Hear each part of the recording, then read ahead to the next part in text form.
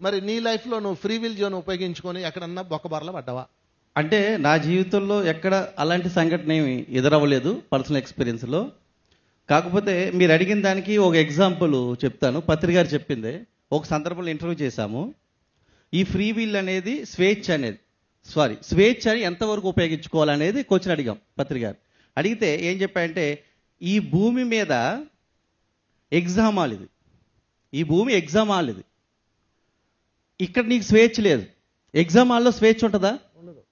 ఇస్తే నీకే ఇబ్బంది.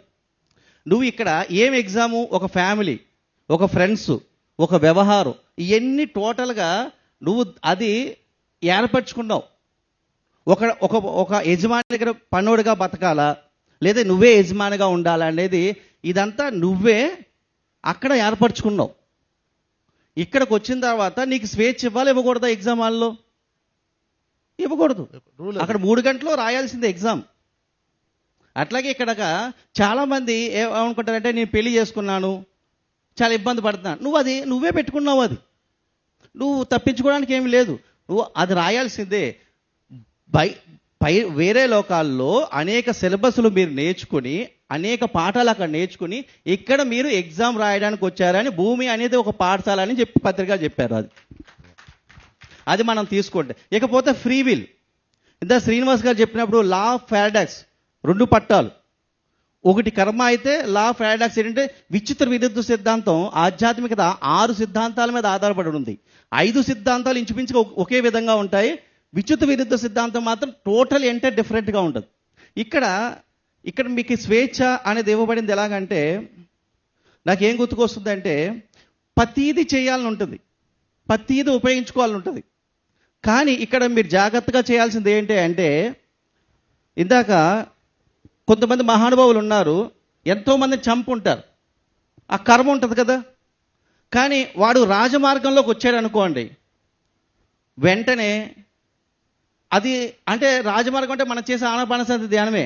ఇప్పుడు అతనికి చేయడానికి హక్కు ఉందా లేదా? మొన్నటిదాకా అతను చంపేశాడు, కనపడిన వాళ్ళందరూ చంపేశాడు. ఉంది, వాడికి చేసుకోవచ్చు. ఇందాక చెప్పేది అదే. సరిగ్గా ఈ క్షేత్రాన్ని అర్థం చేసుకోవాలి మనం.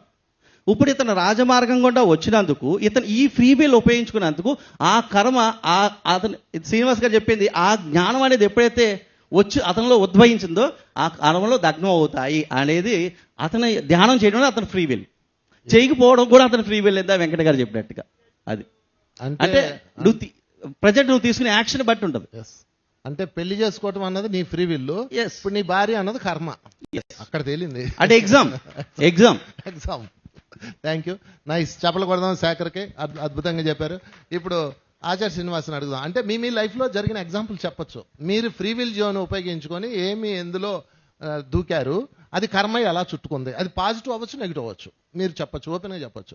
ఫ్రీ విల్లో ఉన్న, కర్మలో ఉన్న బొక్క బోర్లో పడుతూ ఉంటాం. జీవితం అంటేనే తప్పదు. అది ఫ్రీ విల్లో తీసుకున్న, కర్మలో ఉన్న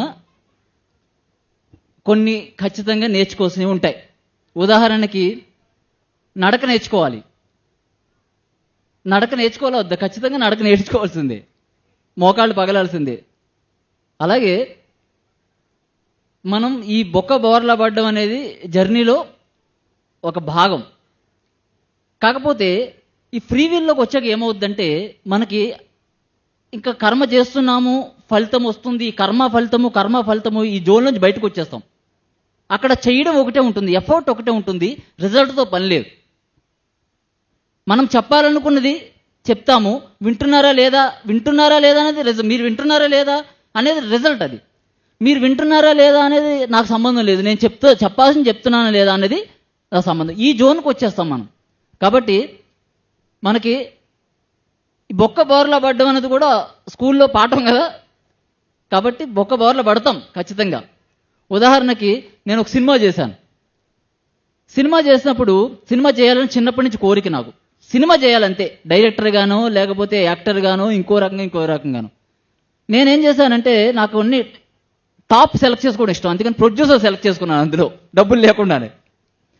అది బొక్క బోర్లా పడ్డం అంటే ఏంటి? నష్టపోయాం. ఆ నష్టపోవడం అనేది ఎప్పుడైతే ఫ్రీ విల్ అర్థమైందో ఆ నష్టం మనకి నష్టం కాదనమాట. మామూలుగా ఫ్రీ విల్ అర్థం కాలేదనుకోండి, ఆ కర్మ సిద్ధాంతంలో ఉన్నామనుకోండి, దాన్ని ఏడుస్తూనే ఉంటాం ఈ రోజు వరకు కూడా.